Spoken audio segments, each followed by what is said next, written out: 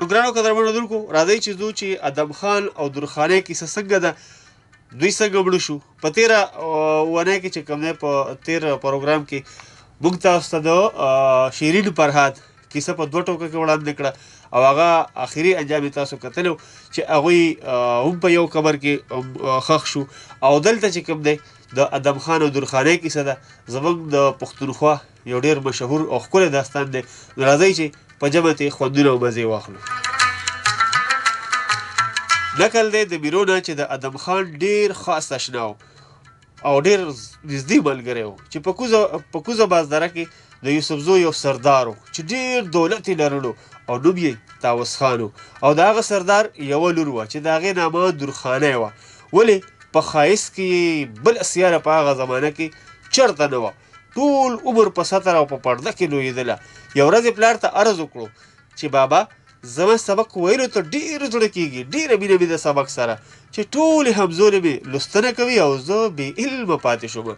پلار یې د علم له قدره څه خبر و. عذر یې ورته وکړو، ویلې چې ته اوس د سبق ویلو نه دا سبب چې اوس د سطر کار تاله پکار دی. لیکن درخانۍ ډېره زاري وکړه او ویل چې زما داسې خوښه ده چې زه علم وکړم، علم ولولم. آخر پلار یې پوه شو چې دا خامخا سبق شروع کوي. نو اجازت یې ورته ورکړو. درخانۍ پړون یې په سر کړو، په پرده کې مولا ته روانه شوه. چې ورغله نو عالم ته یې عرض وکړو چې مولانا صاحب ما ته سبق شروع کړه. هغه په خپل کتاب کتلو کې مشغول و، دې ته یې اړو څه غږ وګونو کړو، بلکل نظر یې پې هم ونه چو. درخانۍ ته یې ونه کاته. درخانۍ خپه زیره کور ته راغله.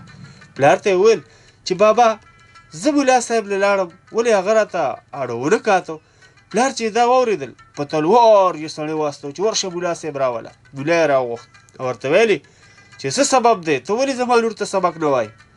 زه د نورو عزیزانو نه څه کم یم څه چې د هغو لورو ته سبق وایي او زما لور ته سبق نه وایي او زما لور ته دې اړو غږ وګونه کړو.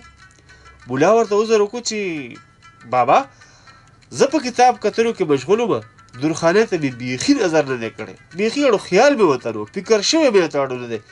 طاووس خان وویل چې واوره درخانۍ، عالمان چرېم دروغ نه وایي، په رښتیا فکر به یې نه وي شوی درته، نو ځکه یې درته کتلي نه دي او ستا خبرې ځکه نه ده اورېدلې. درخانۍ وویل چې ښه ده جي، عذر یې منظور کړو، لیکن زما دپاره داجي یو استاد وګوره چې یوازې په پرده کې راته سبق وایي. پلار یې وویل چې دا خو ډېره ښه خبره ده. هم هغه عالم یې ورله مقرر کړو او یو جدا ځای یې ورله جوړ کړو او یوه دایي او یوه خدمتګار یې ورسره کړه او د هغې خدمتګارې نوم یې و ګلنۍ. درخانۍ ورته وویل چې ای ګلنۍ، ته او دا دایي زما شاهدانې اوسئ چې زه به له سطر نه نه وځم. پس له هغې ملا راغی، سبق یې ورته شروع کړو. د طبیعت خو پوهه یې هم ډېره وه، عقل یې هم برابر و او په لږه موده کې ډېرو علمونو نه خبرداره شوه. په هر طرف د دې د ښایست او د علم او د ښه خوی او عقل شور لاړو. ځای په ځای د دې د عقل او د حسن او د فکر خبرې کېدې او د علم خبرې کېدې چې دا خبره ډېره مشهوره او خلک پرې ډېر خبر شول. نو یو پایو خان نومې یو هلک و، هغه د هغه پلار د درخانۍ پلار له جرګه راوستله او درخانۍ د پایو خان دپاره وغوښتله. کویدن یې وکړه.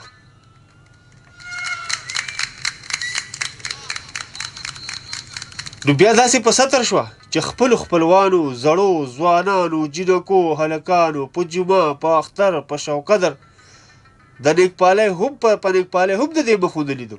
بس او په کوزه او په بره بازدره کې د درخانۍ د ترور یوه لور وه چې نوم یې و بسکی.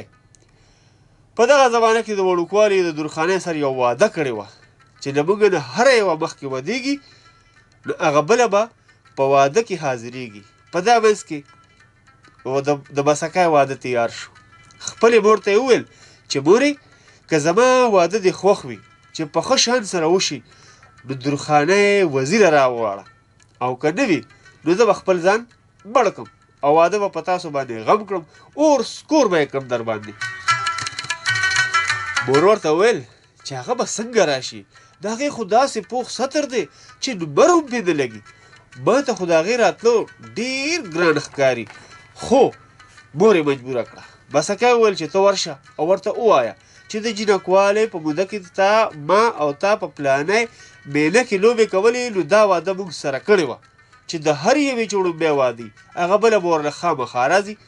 بسکه چې دا خبره وکړه نو مور یې روانه شوه. طاووس خان له ورغلله او ورته یې وویل چې زما د لور واده تیار دی، درخانۍ را سره پرېږده چې لاړه شي. طاووس خان ورته وویل چې هغه هسې په ستر ده چې هغه داسې په ستر ده چې له پلاره چا ستر کړی دی او دا له ما نه هم ستر کوي. نو د تللو خبره یې هېڅ قدر نه جوړېږي، بلکې زما یقین دی چې خبره به مې ونه مني او خفه به ډېره شي. چې دا خبره طاووس خان وکړه د بسکای مور ډېره ځایره شوه، زړه یې بد شو، خیرې یې زارې شروع کړو. په دغه ساعت کې خپلو پردو طاووس خان ته وویل چې ته ولې د خپلې خور زړه بدوې د ځانه، ته یې درخانۍ له ورولېږه چې هر څه ورته وایي، که هغه ورسره ځي هم او که نه ځي هم معلومه به شي ورته. پس له هغې طاووس خان خور ته وویل چې ته په خپله ورشه او درخانۍ ته ووایه که هغه در سره تلله نو زما خو 20 ځله رضا ده، زما په هېڅ اعتراض نشته، یو 20 پېرې خو در سره لاړه شي. بیا د بسکۍ مور درخانۍ له ورغله. درخانۍ ته خپه ښکاره شوه، هغه ورله راپاڅېده، ډېر تود هرکلی او مدار یې ورسره وکړو. دې ورته وویل چې خیر دې وي، چېرته دې راپېښه کړې ده؟ د بسکۍ مور ورته وویل چې د بسکۍ واده تیار دی، اوس یې زه تا پسې راستولی او ویلې چې زما سره یې واده کړې وه هغه واده دې خپله په ځای کړي، ما سره د خپله واده پوره کړي. درخانۍ ورته ووایي چې ترورې ما رښتیا واده ورسره کړې وه، لیکن هغه موده د وړوکوالي وه او په وړوکوالي سړي د شره خبر وي او نه له دستوره خبر وي. دې کې اوس زه څه کولی شم، هر څه چې په خوله ورځي هغه وایي، هغه وړوکوالی نو اوس مناسب دي چې ما پرېږدي او نورې جنکۍ راټولې کړي او بسکۍ سره په ګوټ کې کېنوي. د بسکۍ مور وویل چې خبره ډېره ښه خبره ده، خو 2 کاره دې وکړل، یو دې واده ماته کړه او بل به خون در په غاړه شي، ځکه چې که ته لاړه نه شي ما سره نو هغه به خپل ځان مړ کړي، باقي اختیار ستا دی، هر څه چې وایي او هر څه چې کوي. درخانۍ چې دا خبره واورېدله نو حیرانه پاتې شوله، د اندېښنو په ټال زنګېدله، د تلو او نه تلو په کار کې یې فکر شو. آخر یې د تلو خبره منظوره کړه. نو د بسکۍ مور ته یې وویل چې په تلو خو ځم انشاءالله تعالی، لیکن خبرداره شي چې ستر پرده مې به نه خرابېږي، ستر پرده به مې دقه شانې ځم خو راسره ځم خو ستر پرده به مې دقه شانې لکه اوس چې دي. ترور ورته وویل چې زه او ته او ګلنۍ او دایي به روانې شو، پړونې به په سر کړو، هېڅ څوک به در باندې خبر نه شي. پس له دې مصلحت نه درخانۍ زړوکي واغوستل، کالي واچول، سمباله روانه شوه. په ستر کې بوتله او په پرده کې د بسکۍ سره یو ځای کړله. لیدل یې ورسره وشول او د وړوکوالي حالونه یې ورته یادول او خپل زړونه یې پرې ښادول، یعنې قرارول. دوی په دې مشغوله کې وو او هلته تربوران عزیزان په دې سودا کې وو چې څنګه چل به جوړ شي چې د درخانۍ موږ مخ ووینو. هر چا رنګ اندېښنې او فکرونه او جرګې او مصلحتونه وکړل، مګر په هېڅ شان د لیدلو خبره نه جوړېده. عاقبت چې په دې سره مشوره وشوه چې شاعران خبرې خوږې کوي، نو په دا شان چې خپه خندول هم شي او خوشحاله جړول هم شي، راشي چې شاعران پرې خبر کړو، نو له ستر نه به یې وباسو. پس له هغې شاعرانو ته یې وویل چې شاعرانو په چاربیتو په غزلو شروع وکړه، ځانونه یې ښه ستړي کړل، ډېر زیات یې ستړي کړل، مګر درخانۍ مخ له پردې نه ښکاره نه کړو.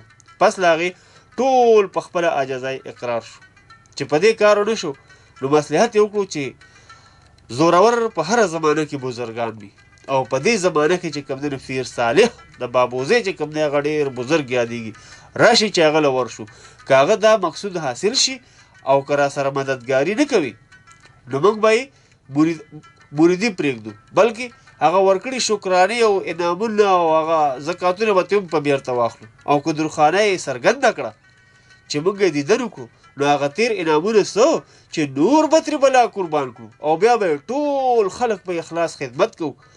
نو خبر یې ور واستو پیر صالح ته، او پیر صالح چې قاصد ور ورسېدو او په حال یې خبر کړو، پیر صالح سره د فکر په زنګانه کېښود او ډېر زیات خفه شو چې دا پسې لانجه واورېده. بیا یې په زړه کې دا کار راغی چې درخانۍ خو یوه جینۍ ده، له لاسه به یې ونیسم بار به یې کړم، لیکن چې فکر یې وکړو نو دا خبره ورته څه ناجایزه ښکاره شوه. خوښه یې نه شوه دا خبره، ځکه چې په دې کې بېحیایي پکې ډېره ورته ښکاره شوه. دوباره یې داسې فکر وکړو چې توجه د باطن به پرې وکړم او عقل فکر راوځي ګډوډ به یې کړم، په خپله به له سطر را بهر راوځي، هر څوک به یې وویني. مګر په دې فکر کې هم خلل ولیدو. ویلې چې توجه مې پرې زوروره نه شي نو ډېر به شرمنده شم. دی په دې فکر حیران ناست چې وروارې راغی چې پیراکو نامه یې لرله. پوښتنه یې ترې وکړه چې کاکاجي ولې خفه ناست یې؟ پیرسالې ورته وویې سراسر ووایه او څه مشوره راله راکړه. پیراکو ورته وویل چې ادم خان بیټا خیل چې د حسن خان زوی دی، دنیاداري هم دی، دنیادار هم دی، عالم هم دی، خوشطبع هم دی، شاعر هم دی او ستا خاص مرید دی. ستا دپاره خپل سر به پرې کړي، هغه راوبله چې د رباب مجلس جوړ کړي چې څه به د هغه تاثیر شي او څه به ورسره ستا برکت شي، کار به پرې وشي، ستا به هم کار وشي او د هغه به هم کار وشي. پیر صالح وویل چې ډېر دې ښه وویل، د سختۍ په وخت کې چې ډېر خپل وي هم هغه پکارېږي. ولې مناسب دی چې ته ورشې، ځکه چې که چېرې بل سړی ورشي نو ګمان دی چې را به نه شي. پیراکو ورغی. ادم خان په خپله دیره کې ناست و او ملګرو سره یې ټوکې ټکالې کولې. چې پیراکو یې ولید اوچت ورله راپاڅېده، ډېر عزت خاطر مدارت یې وله وکړو. پیراکو ویل چې کاکاجي ویلی دي چې که ناست وي را ولاړ دي شي او که ولاړ وي نو را روان دي شي او که په رو وي نو را تیز دي شي، را منډه دي کي. ادم خان ویل چې دا قدر مهرباني پکار ده چې له پلاره رخصت واخلم، بس دومره اجازت را راکړئ چې د خپل پلار نه رخصت واخلم. پیراکو ورسره روان شو، حسن خان له ورغلل. ادم خان ورته ووی چې باباجي پیراکو راغلی دی، وایي چې پیر صالح دې راغواړي، نو څه وکړم ورشم که نه؟ حاجي ورته وویل نو اوس تلل پکار دي، ځکه چې د پیر زړه ازار نه شي نو هله به ښه شي. حسن خان ورله اجازت ورکړو، ورته وویل چې پیر دی وایي نو خامخا لاړ شه. ادم خان یارانو ته ویل چې ځانونه سنبال کړئ چې روانېږو یارانو. یاران یې تیار شول. ادم خان د وړاندې بلو او میرو یو څنګ او بل څنګ ته او نور یاران ورپسې له کلي ووتل. چې یو دوه میدانه لار یې ووهله. پیراکو ته ادم خان ویل چې زموږ دستور دی چې له کلي نه بهر په سفر روانېږو نو نښه د پال دپاره اولو، نو څه چل وکړو؟ ادم خان وویل چې که ونه ویشتی شي نو سبا به ځو. پیراکو ویل چې دا خطا خبره ده، ځکه چې یو خو د پیر حکم نن شوی دی او بل واده هم نن دی، سبا تلل هیڅ فایده نه لري. ادم خان ویل چې خیر دی، ته خفګان مه کوه، نښه د نیکپالۍ دپاره ږدو او وسواس مه کوه. زما داسې یاران دي چې ویښته او ستم د هغې نه خطا کېږي. امید دی چې وبه یې ولي. چې نښه یې کېښودله، یارانو یې ویل چې ادم خان اول یې ته وله. ادم خان ویل چې نه اول یې تاسو ولئ. یارانو یې ټولو ګزارونه وکړل، ولې نښه هېڅ چا ونه ویشتله. ادم خان حیران شو، وار یې خطا شو. ویلې چې مصلحت په دې دی چې نن نه ځو سبا به ځو. بلو ورته وویل چې خان یو ګزار توم وکړه. ادم خان ویل چې زه له یارانو د دومره مړانی نه یم چې دوی ونه ویشتله نو زه به یې څه وولم. بلو وویل چې فضل د خدای دی چې ته یې زموږ خان کړی، امید دی چې ستا له لاسه دا نښه وویشتلی شي، الله به کرم وکړي، ته یې ورونه. ادم خان تکیه وواله او د خدای په فضل یې شروع وکړه او غوښه یې په لینده پټ کړو او چې ګزار یې پرې وکړو نو په منځ یې نښه وویشتله. امیدوار د فتح شو او پیر صالح هلته جرګې راټینګ کړو. ورته یې ویل چې وخت تېرېږي، که څه کوې دا ساعت دی، ګنې بیا موږ ته ستا ضرورت نشته. پیر صالح له جرګې پورته شو، 2 رکعته نفل یې وکړه. بیا یې د خدای سوال وکړو، ویلې چې ربه شرم پرده مې وساته چې خلکو مې په خوشحالۍ سره د دې خلکو نه مې په خوشحالۍ سره خلاص کړه. په دې کې ادم خان راورسېدو. ادم خان او پیر صالح یو بل سره تر غاړه وتل، ګړه بړه او جوړ تازه وکړو، هرکلی یې ورسره وکړو. بیا یې ورته وویل چې ادم خانه داسې کار دی چې وخت د کار د بیدار شه چې څه دې له مخه کېږي ښکلی مجلس وکړه او ډېر زبردست مجلس وکړه ادم خان وویل چې ډېره ښه ده چې ستاسو مدعا د درخانۍ لیدل دي نو موږ داسې یو ځای له بوځئ چې اواز زموږ درخانۍ ته رسیږي هغه ورته ځای جوړ کړو او ادم خان سره له یارانو په هغه ځای کېناست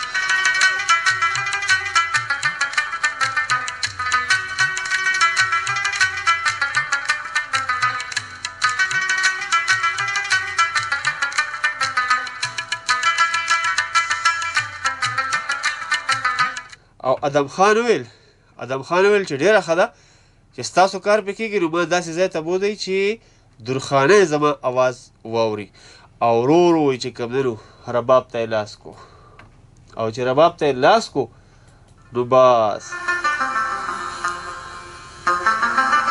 ای چې ته یې په نامه بیبي درخانه واوره هسې سوال کوم له تا نه بیا بینو ورپسې په دا شان ویل وکړل چې ای بیبي درخانه تشه مهربانه ای بیبي درخانه تشه مهربانه یو ځل مخ موږ ته څرګند کړه شه خندانه ادم خان غوندې ښه ځوان تا له راغلی چې ښکاره په ملکونو د مېړانه بیا ورپسې وار د میرو راغی د میرو ورته داسې ووایي ای درخو د جونې میرې واوره مانه عقل فیر کړه په ځای مشه نادانه شه ښکاره د ادم خان روی ته وګوره بیا په دې ساعت پسې به شیخ پیمانه چې دوی دواړه دا خبرې ویلې نو ادم خان ورته غلی ولاړو او ادم خان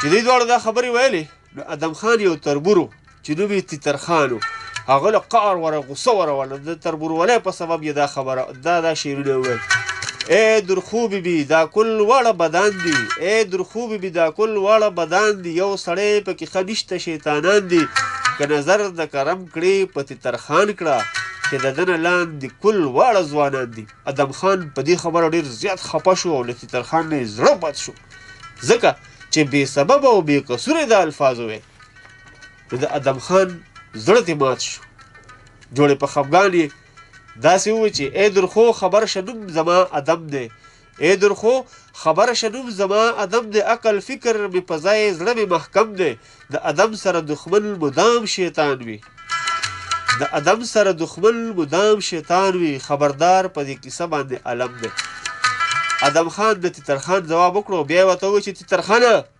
مجلس خرابول ښه کار نه دی که ستا له مخه کېږي چې درخانۍ له پردې را بهر کړې خو ډېره ښه ده او که نه وي نو ماته یې پرېږده پیر صالح هم ورته ووایي چې تیترخانه رښتیا وایي فساد مه جوړوه ستا په خوله دې کار وشي خو چې مقصود حاصل شي تیترخان پوه شو چې خبره خو ډېره ګرانه ده که اوس را په غاړه شي او بیا پوره رانه نه شي نو هغه به لویه شرمنګي وي خو جوړوس د دوی په حواله کول پکار دي پیر صالح ته یې ووایي چې دوی دې دا کار وکړي که چېرې د دوی نه پاتې شو د دوی نه ونه شو نو بیا به یې زه وکړم ادم خان وویل چې هر کله دا کار زما له لاسه ونه شي نو زه به بیا په دې وطن کې شپه نه تېروم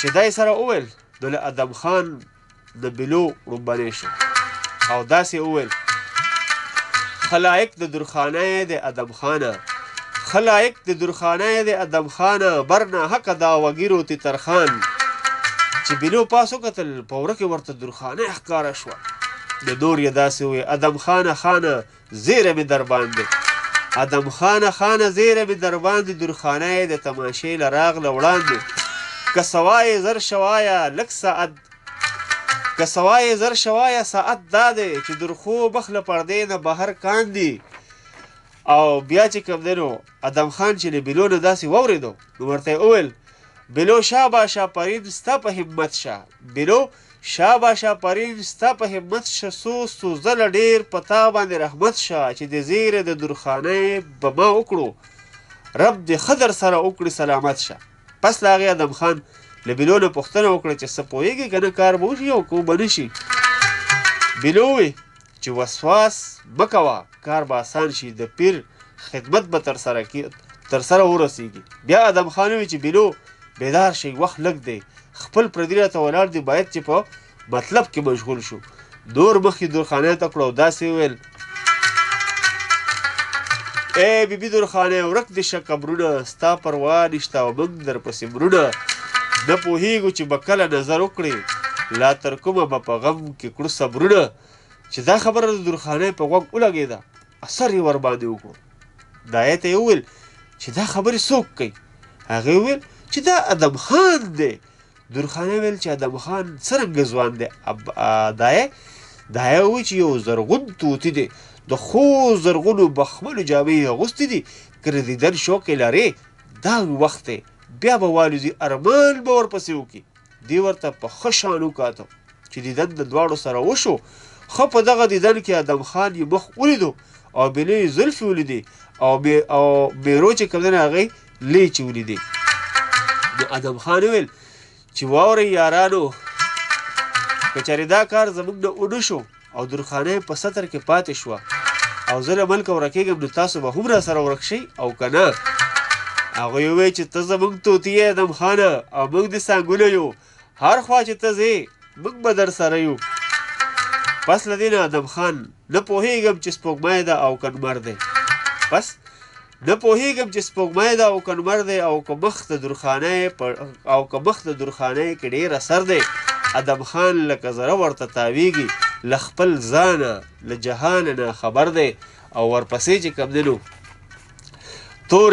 بیا بینو وویل تورې زلفې د درخانۍ په رخسار تورې زلفې د درخانۍ په رخسار جوړ په ونه د چندڼو د خامار خوشبویي شوه ترې په هسې شان روانه چې یې سوړ د عطرو مخ کړو بازار د میرو ورته وویل درخانۍ په حسن زیاته له د هورې درخانۍ په حسن زیاته د له هورې دواړه لیچې یې په مثل بسترۍ تورې ادم خان یې په زړه غوس قلم کړو نورې جونه ورته شولې نامنظورې چې دا خبرې د درخانۍ په غوږو ولګېدلې نو دایه ته په قهر شوه ویلې چې زما د مخ او د سڼو د مړوند حال چا ورته ویلی دی چې دوی یې په شعرونو کې ستایي دایه ورته وویل چې زه خو ستا له څنګه بېرته شوې هم نه یم نو ما ته څه ملامتیا وایه ما باندې څه غوسې کوې بینو ولیدله چې درخانۍ لګیاره دایي ته په قهر شوې ده او غوسې پې کوي نو بیا ورته ګویا شو ای بیبي ته یې عقله هم هوښیاره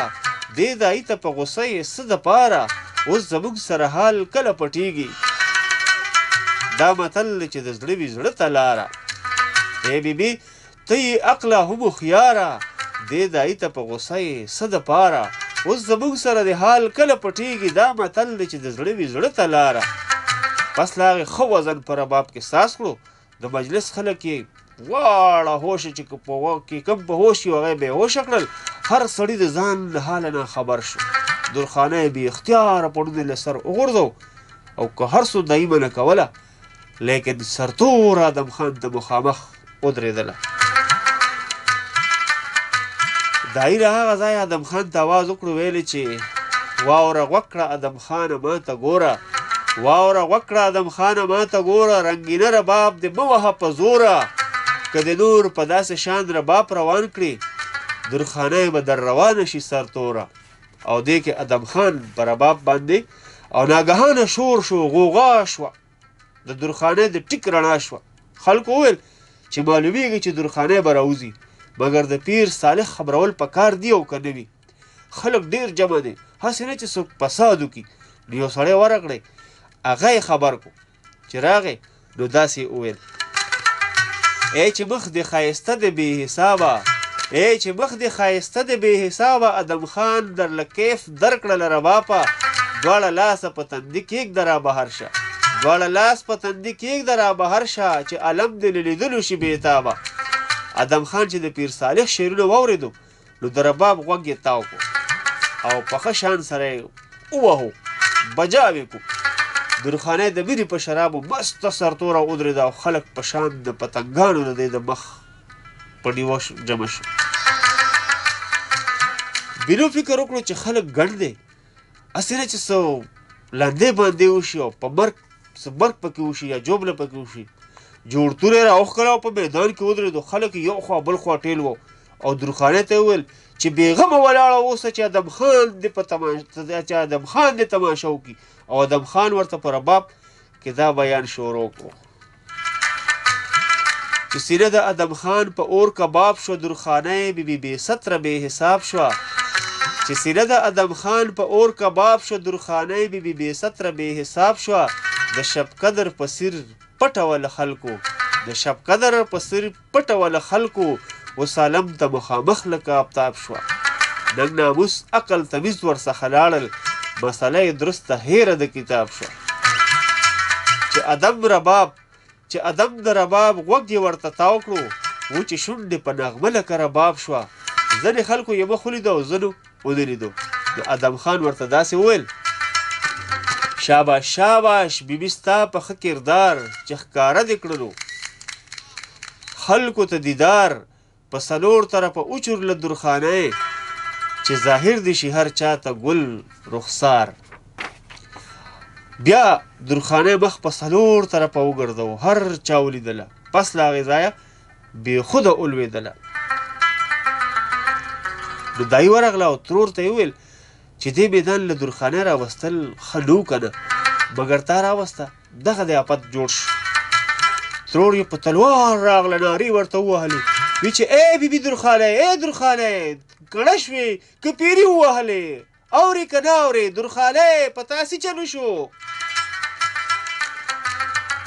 درخانۍ ورته ګویا شوه روغه خلکه دیو پیري نه یم وهلې روغه خلکه دیو پیري نه یم وهلې مګر ما د ادم خان سترګې لیدلي روغه خلکه دیو پیري نه یم وهلې مګر ما دې د ادم سترګې لیدلې له خپل ځانه له جهانه خبر نه یم د ادم خبرې ما چې اورېدلې بیا ترور یې سپېلني ورته لوګی کړل درخانۍ ویل چې بس کړه د مینې په اور سوې یم نو سوې دوباره په اور مه سېځه او که زما دارو کوې نو چې ادم خان روان شي ما ورپسې وشړئ چې ځم ورسره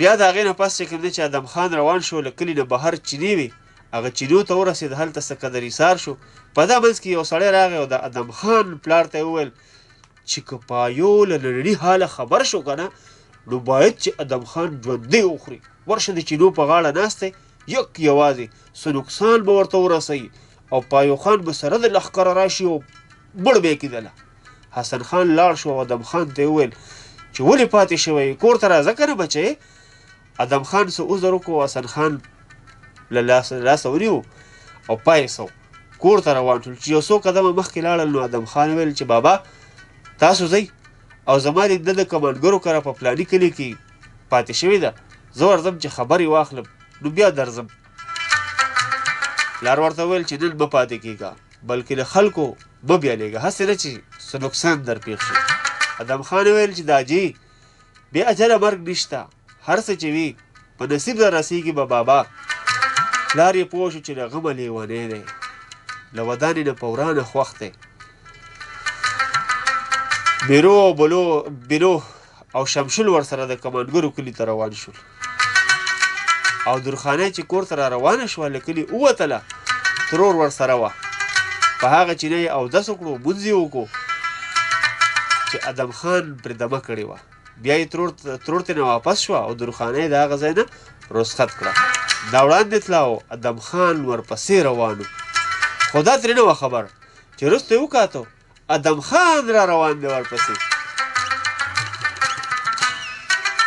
ګرانو قدرمنو لیدونکو هم په دې ځای باندې نننۍ کیسه ختموم او بیا به انشاءالله نوره په را روانه خپرونه کې وایو چې ادم خان وروسته را روان دی او درخانۍ ته مخکې روانه ده درخانۍ ورپسې په شا وکتل چې دا خو ادم خان را روان دی نو ډېره ښکلې کیسه ده انشاءالله تعالی په بله خپرونه کې به پوره کړو او که ژوند وفا وکړه نو پوره به یې کړو او که ژوند وفا ونه کړه نو بیا به یې راته خیر زما په ځای باندې بل ملګری راشي هغه به یې راته ووایي خو اوس وخت شوی دی ستاسو د مینې ستاسو د محبتونو په 0937 55 12 21 باندې ستاسو مینې ستاسو محبتونه ډېر بېتوله را روان دي نو غواړم چې یو څو مینوال پکې شامل کړو او د هغې نه پس بیا تاسو ته یو ښکلې شان سندره وغږوو السلام علیکم وعلیکم السلام څنګه یاست جی شکر الحمدلله خیر خیریت ترور مې څوک دی او د کوم ځای نه دی ابراهیم استاد خبرې کوم د ګاډي بابا هرکلی راته وایو ورور جانه الله دې روغ او خوشحاله ساته بل دا کیسه شروع ډېر په هغه کې ورته پراته وو ها کیسه دې خوښه شوه که نه زیاته چې ډېره زمونږ یو ماما و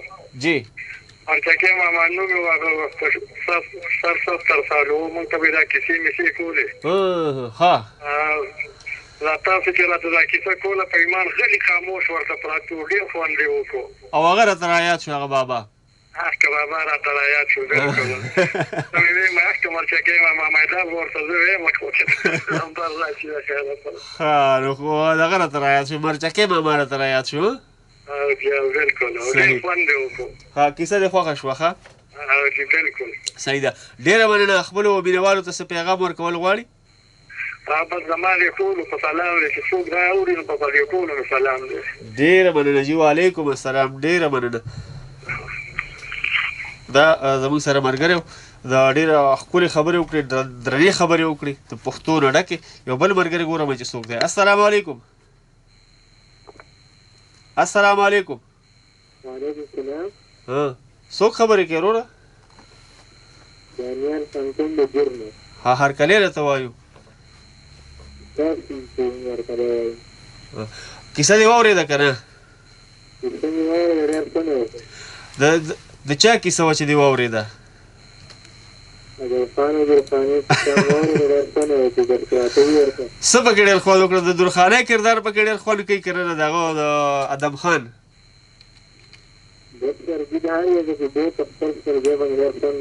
ډېره مننه یو جهان مننه څه پیغام ورکول غواړې خپلو مینهوالو ته ډېره مننه جی وعلیکم السلام ډېره مننه ملګری و د دیر نه او چې کیسه مې واورېده نو ماتې هسې د ازمېښت دپاره تپوس کوم چې رښتیا واورېده که هسې خو نه واقع چې واورېده السلام علیکم السلام علیکم د بعضې مینهوالو راتلل څه وي سم د لیونو هغه خوب وي د راتلو سره بیا تښتېدلي وي کوشش کوم چې ښکلی شان سندره ته وغږوم خو د هغې نه مخکې ستاسو مینه ستاسو محبتونه دومره په ګډ شمېر کې راروان دي چې ویلی نه شم السلام علیکم وعلیکم السلام څنګه یې زدانې کې الحمدلله خیر خیریت ترور مې څوک دی او د کوم ځای نه دی خوند را پرېښودو خوب یې م راته راوستو ها ډالۍ مې پکې وویل ډېر زیاته مزې یې وکړه پوه شوې دا رور مې څوک دی او د کوم ځای نه دی که خپله پېژندګلوي را سره وکړه نو لږ خوشحاله به شو شمشول اسلام تقبین عبدالله جان کلی ښه شاباش زه خو هره پیره زموږ پروګرام ته کال کوي نو څنګه دله خوب درغی وایي تاسو ته پته نه وه هغه دونه خوند یې وکړو که نه دی چې د سینه شکر یم پوه شوې ډېره مزې یې وکړه دغه چې دی که نه ادم خان ادم خان او پکې زه چې هغه وکړو کردار که نه درخانۍ پوخ ستر و هغې هغه پوخ ستر یې مات کړو او د رغبت په دغه باندې محبت هم دې ته وایي پوه شي چې ځان یې د هغې په مینه کې بدن کړی و هغې بلو ملګري مو سره ډېر تعاون وکړو پوه شوې نو ډېر زیات خوند یې وکړو او کیسه ډېره مزېداره پوه شوې صحیح ډېره مننه ستاسو د مینې چاته دوا سلام لیږل غواړي بس ټوله مینهوالو باندې ما ته رابې سلام وایي څوک مسافري څوک په پاکستان کې څوک باري ټولو باندې سلام او جبران صاحب او خادر جان باندې بل چاته نه وعلیکم السلام ډېره مننه یو جهان مننه ستاسو د مینې محبوب جبران صاحب ته او خاطر جان صاحب ته ستاسو سلامونه ورسېدل شمشلو موږ سره د تخباینه السلام علیکم السلام علیکم وعلیکم السلام څنګه روزانه ښې الحمدلله خیر خیریت ته د خیره سره کیسه دې واورېده هلو هلو اواز راځي ستاسو اواز راځي ما په خیر ده په موبایل کې پرخته ګرانو قدر بدرکو اخلو یو وړه شان دمه دمې نه پس بیا راځم ستاسو بدرانه خدمت کې چرته مې خپل وطن ریډیو او خپل کوربه سید عادل سره اوسئ ګرانو قدر بدرکو په 0937 55 12 21 باندې ستاسو مینه ستاسو محبتونه را روان دي ما ته ویل شي ستاسو کوربه سید عادل خبرونه ده کیسه به درته وایم او غږ دی د وطن ریډیو اف ام 90.8 راځئ چې واخلو یو کال او ګورو به چې زموږ سره نن د ټلیفون په کرښه باندې څوک دی او څه به ورغواړي السلام علیکم وعلیکم السلام جی دا خوږ اواز د چا دی او د کوم کلي نه دی دا د تقدیر پټ بابا نراج محمد خبرې کوم پټ بابا نراج محمد صاحب هرکلی درته وایو هرکله راشئ هرکلی وایي سلامونه در باندې وایو ډېره ډېره مننه جی یو جهان مننه کیسه مو واورېده که نه ډېره مزه یې وکړه ډېره زبردسته کیسه ادم خان او درخانۍ کیسه زموږ د خپلې خاورې کیسه ده او ډېره خوږه ده ډېر خوند یې وکړه یار ډېره خوږه کیسه وه یار انشاءالله را روان کړي د دې نه هم خواږه پکې دي دا خو هغه صرف اثرنامه وله زما وړه لور د مدینه ګله محمد اسامه وی په کاکا باندې سپیشل دوا سلام وایا. وعلیکم سلام د کاکا طرف ته وعلیکم سلام او ډیره مینه وته وایا. صحیح ده ډیره مهرباني. ډیره مننه یو جهان مننه. الله وباد او خاص امين امين امين. ډیره مننه. دا زموږ سره راج محمد د پټ بابا کلی نه او اوس ګورو چې بل مرګره زموږ سره څوک دی. السلام علیکم. السلام علیکم سید بھائی. وعلیکم السلام. خور مې څوک ده او د کوم ځای نه ده؟ خدای خبر کوم غاړي بابا نه روزانه ډیره ښایسته کیسه وه. ډیره مننه یو جهان مننه ستاسو د مینې. دا دې ژوندی لره چې د خوږې کیسې راوړو موږ خو د خوب راوستو څه ورته ویده شو. نو بیا څنګه راپاڅېدئ؟ بس روزانه بېرته ورته راپاڅېدم اخره کې بس یو دغه مې واورېدو چې بس خو ډېره مزېداره وه د خوږې کیسې راوړل ګټمن شي په ټولو مینهوالو سلام. ډیره مننه یو جهان مننه زموږ درنې او خوږې خور یو جهان مننه. دا به زموږ سره خور د تخباینه وایي چې کیسه مې واورېده خوب راله راغی. السلام علیکم. وعلیکم السلام. څنګه روزانه ښې؟ الحمدلله. ستاسو دعاګانې دي. رور مې څوک دی او د کوم ځای نه دی؟ نثار محمد خبرې کوم د الو قاسمینه. نثار محمد د الو قاسمینه. ستړی مه شي. په خیر راغلی. خدای پاک دې وبخښه. خدای پاک دې بې حسابه بې کتاب وبخښه. کیسه ډېره مزېداره خو ټیم اوس ختم شو. وخت ختم شو که نه هغه د چا خبره وایي چې د وخت په تقدیر راته هم 12 بجاو شوې. او که 12 بجاو شي دا بیا که خیر روان دې شپې له دې نوره شروع کړې که نه انشاءالله تعالی د راروان اتوار په ورځ هم د دې شپه لکه څنګه چې اوس 12 کېدو واله دي که نه دکه شان د 11 بجو نه تر 12 بجو پورې د هر اتوار په ورځ او د پیر په شپه باندې کیسه یې راوړو. کیسه به درته وایم خپرونه. ډېره مننه یو جهان مننه.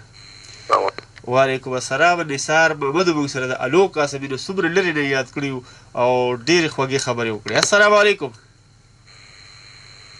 السلام ورحمۃ اللہ وبرکاتہ. رور مې څوک دی او د کوم کلي نه دی؟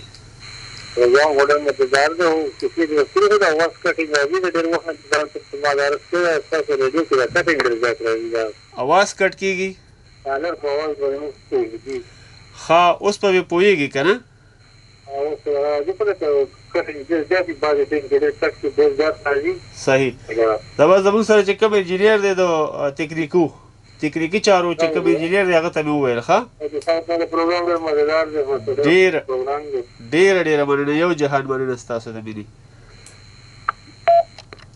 ارورو زموږ سره وایي چې اواز کټ کټ راځي او انشاءالله تعالی اوس به صحیح شي. ښه ځکه چې تکنیکي چارو واکمن چې کوم دی هغه ستاسو د کال سره را رسېدلی د سټوډیو ته. السلام علیکم.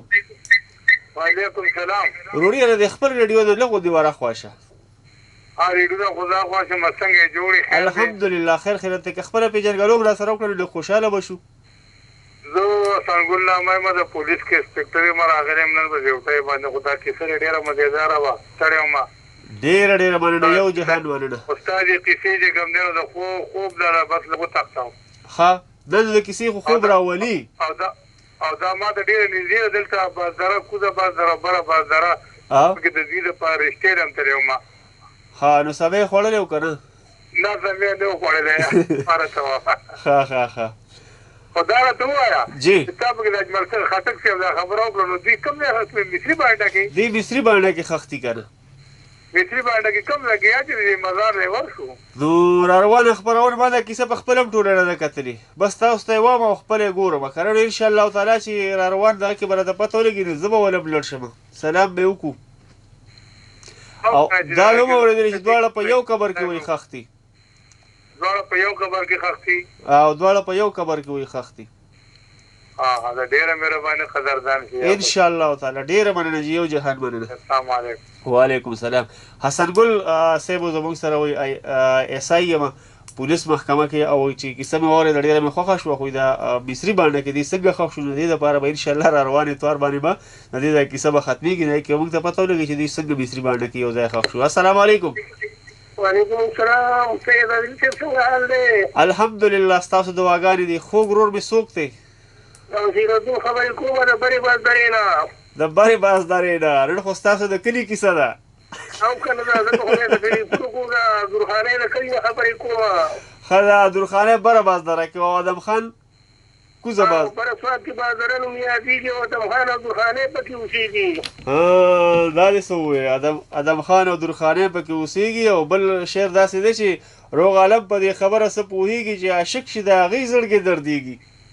او کنه نو د دې جنورۍ کې د خیر سره بیا دې راولم دلته مالټې مو خورې د ادم درخانۍ هغه محلي وقوله ځای له پسې بوځم هغه ځای به ویني د هغوی چې کوم ملاقاتونه شوي دي او د یو بل سره خبرې اترې کړي دي ځای به ویني د خیر سره سیدعزیز صاحب و انشاءالله هغې کوزه بازداره کې و یو ځوان په نامه باندې مشهور و حسن خان. او جي دغې ته به درځو انشاءالله ښه او جي او انشاءالله تعالی که خیري. نور څنګه حال دی طبیعت دې څنګه دی؟ بس تاسو دواګانې دي د خیره سره بالکل. بره اسواد کې بازار نوم یادېږي او ادم خان او درخانۍ پکې اوسېږي. هغه وخت کې رب ورکړی ښه طاقت و اشنا پرېږده د ناشناو د خدمتو.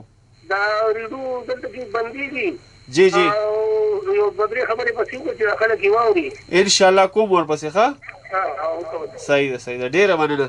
ادار ورو زموږ سره د بره بازداري سوات نه وایي چې دغه ځای کې چې کوم دی د درخانۍ د کلي نه یم او ادم خان چې کوونه هغه د کوزي بازداري نو ډېرې خوږه کیسه ده. انشاءالله تعالی چې راروان پروګرام کې به موږ دا کیسه سر ته رسوو. دا واده را سره نه کوم خو کوشش به خپل کوم. السلام علیکم. وعلیکم السلام. وعلیکم السلام سید عادل صاحب السلام علیکم. وعلیکم السلام وعلیکم السلام. او زما ورور څوک دی؟ ممتاز باچا یم جي. ممتاز باچا د تخبیه نه. ستړی مش ماته ووایه بس یخه هوا ته همداسې مو ستا دا کیسې مو واورېدل ډېر خوند یې راکړو. ډېره درخانۍ بالکل ادم خان او درخانۍ او ډېر خوند یې وکړو سید عادل صاحب وکړه ډېر زبردست. انشاءالله د دې نه زیات خوند په روانه کیسه کې دی که خیري. او خلک بس انتظار به کوو د خیره سرګي او د خیره انشاءالله تعالی. نور سال اول خیر خیریت ته د خیره خیر سید عادل صاحب بالکل څنګه چل دی تا خو ویل چې زه تاسو ته درشم بیا ورته ملاقات کوو انشاءالله تعالی. نو تاسو یې جمعې ورځ باندې به درځم بیا رانلی نو یعنې چې هغه جمعه کار کوو هغه نیک ډوډۍ رانه کړله ښه جي ښه نو هغه دغه شو څنګه چلې ته سبا ورته ملاقات کوو انشاءالله تعالی که خیري صحیح ده صحیح ده انشاءالله که خیري بالکل منظوره ده ښه صحیح ده صحیح ده ډېر خوند کوي بل کور کې ناست وم بس یخه یخه وم لګېده بیا بجلي لاړه نو بار راووتم بس موږ پسې ګرځه نو ګرځم درپسې تا او زما نه چې هم پټې دی هم که نه ګرځم د بار دی کې چې به تا اختره حاضري کوم او اورم به دې ډېره مننه. یو جهان مننه ستاسو د مینې ډېره مننه. خاطرجان صاحب ته سپیشل سلام. خاطرجان صاحب ته ستاسو سلامونه ور رسېدل ډېره مننه چې دا زموږ سره ممتاز باچا له تخبیه نه ګرانو قدرمنو لیدونکو هغه غړی هغه ساعتونه هغه وختونه هغه لمحې په سر ولاړې دي کوم چې به زموږ او ستاسو ارضي غوندې بېلتون راولي که ژوند وفا وکړه ساګانې به یې وفایي ونه کړل انشاءالله تعالی د بل اونۍ کې به د اتوار په ورځ یعنې د پیر په شپه باندې د 11 بجو نه والې تر 12 بجو پورې ستاسو کوربه سید عادل یو وارې بیا حاضرېږي. تر هغه دمه پورې د خولې نه مې څه داسې خبره وتلې وي چې ستاسو خاطر بدون شوی وي ستاسو زړه ته پیسه هزار رسېدلی وي د هغې دپاره غواړم د زړه له کومې نه ستاسو نه بښنه کوم هم ډېره زیاته مننه چې دا یوه ګنټه مو زموږ دا کیسه برداشت کړه. هیله لرم چې راروانه خپرونې ته به هم ډېر په بې صبرۍ سره انتظار کوئ ځکه چې کیسه نیمګړې پاتې شوه او نوره کیسه به درته په راروانه خپرونه کې کومه. په تلو تلو کې د هغه ټولو مینهوالو زړه له کومې نه مننه کوم مینهوالو چې د فیسبوک په لار باندې موږ یاد کړي یو SMS یې کړي دي کمنټس کې د خپلې مینې اظهار کړی د هغوی هم یو جهان مننه او د هغه مینهوالو هم د زړه له کومې نه مننه کوم چې د ټلیفون په لیکه باندې راغلل موږ سره د خپلې مینې اظهار وکړو او موږ ته د خپلې موجودګۍ احساس راکړو د هغوی هم یو جهان مننه. د هغې سره سره د هغه مینهوالو هم د زړه له کومې نه مننه کوم مینهوالو چې زموږ خپرونه ډېر په خاموشۍ سره واورېد یعنې په زړه کې خوښه کړه او موږ سره یې د خپلې مینې د اظهار ژبه ګونګۍ وساتله د هغوی هم یو جهان مننه. په تلو تلو کې که د ریډیو وطن FM 90.8 د ټولو همکارو د ټولو قربانو خصوصا د سټیشن منیجر محبوب جبران صاحب ورسره د خاطرجان صاحب پروډیوسر خاطرجان صاحب او دغه شان د دې سره د مرستیالو د تکنیکي چارو واکمنانو مننه ونه کوم نو دا به دوی سره سراسر زیاتې وي د دوی هم یو جهان مننه چې په خپلو صلاحیتونو باندې زموږ غږ ستاسو تر غوږونو پورې در ورسوو. ګرانو قدرمنو اوریدونکو په تلو تلو کې د ریډیو وطن FM 90.8 د ټولو ملګرو ډېره زیاته مننه. او ګرانو قدرمنو اوریدونکو په تلو تلو کې ته لکه نور کله په شان هغه زاړه درخواستونه چې خپلو بچو له په لاسو کې قلم او کتاب ورکړي د هغوی د لاسو نه نشه یي څیزونه ټوپکې تماچې داتې په زور واخلئ په رضایت یې واخلئ خو په لاسو کې ولې د یو روښانه مستقبل په شکل کې قلم او کتاب وله ورکړئ. دویم عاجزانه درخواست چې پښتو وایئ پښتو لیکئ پښتو لولئ او پښتو کوئ هم.